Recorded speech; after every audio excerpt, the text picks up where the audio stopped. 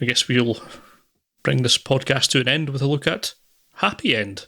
Oh, it's almost as though we planned it that way.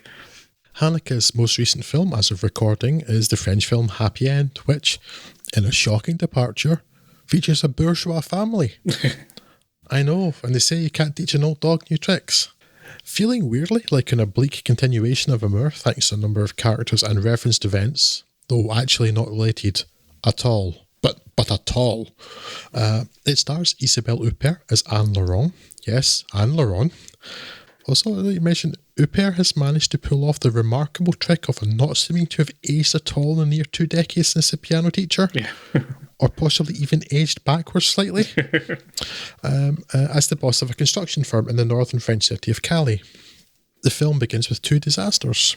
A young girl documents a practice run of feeding her mother sedatives to her pet hamster before doping her mother, leading to her hospitalisation due to overdose, which results in the girl, Yves Fontaine-Ardouin, being sent to stay with her philandering father and his new wife, and also a retaining wall collapsing at one of the family's firm's construction sites, nearly killing a worker. Anne, her brother Thomas, Mathieu Kassovitz, and his wife Anaïs, and her father, Georges, Jean-Louis Trintignant, lived together in separate apartments in one large house. And yes, that's right, there were characters called Anne and Georges Laurent, and an Eva, a recurring trait the BFI describes as being typical of Haneke's taste for intertextual jokiness, but I less charitably consider being useless at coming up with names.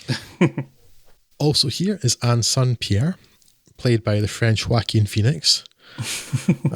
And there's also Toby Jones every now and then as Anne's fiancé. And... that was very much my criticism of it, yes. Yes, that's me trying to interpret my own writing, which was just some question marks at that point.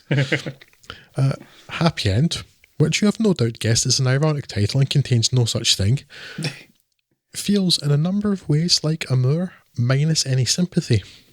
We've talked a lot about Haneke's lack of completed narratives, but it's only here, for me anyway, I think less so for Scott, that it really feels like a problem, that finally that particular trait has run out of steam. Because here is where there is so little else to occupy the mind or fuel the imagination. There's a murder, with a horrible little murderer, and we know from the beginning who it is, but there's no Columbo to catch her out. The family is dysfunctional, but not particularly noteworthy or engaging. Pierre is a screw-up, but singularly uninteresting, and while Jean-Louis Trintignant is expectedly excellent, his character's desire to die seems to be related not to illness or infirmity, but to... boredom? Maybe? There's some suggestion Georges has dementia, but if so, it's early, and could just as easily be the forgetfulness that comes with being 85. Certainly it's not cut and dried. The most interesting part of the film is, alas, one of the smallest parts, and that is the Moroccan couple who are the Laurents' cooks and housekeepers. There is so much potential there, with racism in France as well as the country's post-colonial heritage, including Pierre embarrassing the woman, Jamila, at Georges' birthday party by calling her their Moroccan slave, and then the husband, Rashid, willing to overlook the family's dog biting their daughter and play the loyal servant over fear of losing his job. And yet it almost seems incidental. Despite the clearly purposeful setting of Calais and a reference to the jungle, the migrant camp near the entrance to the Channel Tunnel. The family are perhaps amoral, but it's not a defining trait, and themes we've seen before of the cruelty or the abuse of power of the rich or influential are hinted at, but here not significant. Bleak and cynical an aspect as many of his other films may seem to have, they also contain humanity, but that's noticeably lacking here, and is probably the film's biggest failing. Meh. I think the primary problem with this film is that even though I should have learned my lesson by this point, I was trying to find something to emphasise with this collection of characters, and with maybe one exception, there's just no attack surface to do anything of the sort. I mean, the characters are by and large not just given character flaws, but appear to be solely described by their character flaws, and it's very hard to care about them. Yeah, I think the only person I could get on with was Jean-Louis Trintignant, but I think that was mostly Yeah, because he was primarily- Jean-Louis Trintignant. Yeah, only because he had a whole other film of goodwill banked in it. Is that you had any kind of sympathy for the character as well? I think if that was a character that just came to be cold, I would not have found anything particularly interesting about him either. So, Of course, it's not the same character, but it's really weird that it feels like it is, and that the names don't help, but it's not. So it's so weird. the name's not, but his anecdote where he does exactly the same thing happened in a more so. You can say it's not, but it's a nod and a wink to it, isn't it? So it sort of comes across as a weird sort of half sequel. It's nothing to do with it, but like, why is that in there? yeah. And that's the biggest mystery in that. But yeah, sorry, please carry on. No, I kind of agree with the rest of it. I just I couldn't find any lesson or message or question in this one. Again, I didn't hate it. Primarily No, I because didn't hate any of these. yeah, it's probably the weakest of these films, I think. Despite it's actually quite well regarded, I think. But for me, it's the weakest of the films we talked about today. Primarily because I just couldn't find any into it at all. However, as I said, the table stakes are all there. Looks fantastic, tremendous performances. It's kind of interesting and just trying to see exactly what's going on and where it's going with these questions or this. It's not even a story. I don't know what it is.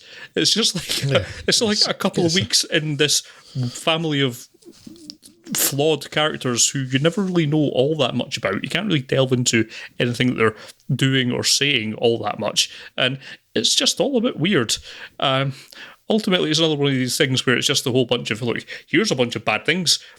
Go and make your own, make up your own amusement from it. And I think by this point that well had run dry, and I couldn't really be bothered to try and work my way into the heads of any of these characters. It's I don't even think it's asking any questions. It's just a bunch of stuff, and it was not unpleasant to watch. I don't regret watching it. I kind of recommend it, but it would be down at the bottom of this list, certainly for me. Yeah, it's bottom of this list. I mean, again, I was still interested in it, though. I think this time it was more me trying to find something. Yeah, exactly. Yeah. Whereas other films, there are things there, like you maybe not be given what they mean, but I'd have to try as hard to find something in it to latch onto. Whereas in this, it's and it gets so close to things so often. There's the thing I mentioned about the Moroccan house keepers, because clearly Rashid is terrified of losing his job, and that's why he's saying like he's willing to like overlook his daughter being bitten in the leg by a German Shepherd because like I don't know how else he's really afraid of losing his job, because then he asks Anne directly afterwards, you're not thinking of leaving now that you've got engaged to Toby Jones, who may as well be called Toby Jones in the film. I don't know, he's barely in it.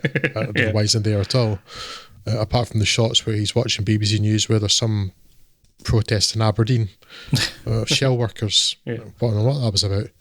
But yeah, it skirts so close to him, and it feels like he's trying to say something again. The fact that it's Cali and the jungle's mentioned, that's not coincidence. But I just, this time I was like, I'm not really sure what you're saying, because I don't know why you say anything in Cali otherwise, because it's such an ugly city.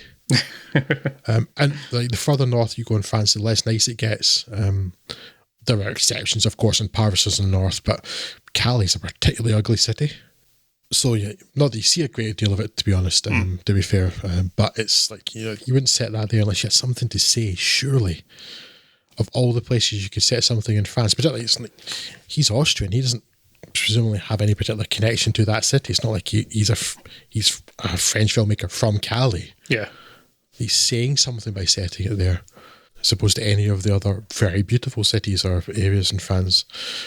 And then there's a scene where Georges is going in his wheelchair along the street, and he sees this group of young black men who may be the same people that come to the restaurant at the end. I wasn't sure. And he's clearly pleading with them to kill him, or they say maybe they would know how to get a gun or something that he asked the hairdresser for later. Yeah. And then there's the one middle-aged white guy that comes past. He's sort of standing looking, and he checks him okay, because it's maybe suggesting that he's facing thinking of like these people are black and they're doing something, but at the same point, it's a group of young men. around a man, and he's holding his watch in his hand, so it looks understandable like they're forcing him to give him the watch rather than the truth is that he's offering it to them.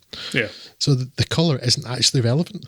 Yeah. I mean, so is it saying something there? Are we meant to think that, or is it, so there's a few times it feels like it's hinting at something, and then I don't know what it is. And George is by far the most interesting character.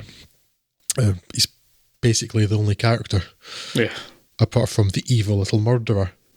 And that kid's great. If she's the actual age of her character, which is 12, then she's great. And evil? Yes, great or actually a murderer, yes. Yes. But yeah, like murderous 12-year-old. Well, that's a thing you don't see often, I guess. So good. But yeah, and then, Matthew Kasowitz's character is incredibly shallow. It's like, what's his character trait? Wanker. Fine. Okay, it's not interesting. And his wife is so milquetoast. Yeah. I mean, there's some tension in the film because for a good chunk of that film, I was very worried about the baby. Yeah. So it's the one real source of tension in that film. I fear. I was like, oh God, she's already killed one person. What's going to happen to this child? Because I thought it was actually going to be quite predictable and like, resentment of the young new brother or something. It doesn't go there. So, I don't know. Yeah. But it's interesting enough to talk about, I guess. And I'm still interested in it. It's so empty compared to his other stuff. Yeah, yeah. Yeah, I would still recommend it. I would recommend all of these. I think they're all interesting enough to watch. Although I would put this bottom of the list if you were to watch any of these 6. Yeah. All the others definitely come ahead of it. Absolutely. Yeah. Empty's a good term for it, I think. As you say, there just doesn't seem to be much to it. I'm sure you could read into a lot of it if you wanted to. You could probably... It's vague enough that you could probably interpret anything you like out of this. But I don't necessarily think that's a strong point. And it didn't make for a particularly satisfying film. Yeah. No, if not something awful. can mean if something can mean anything, then it kind of ends up meaning nothing. Yes. Yeah. You need some structure.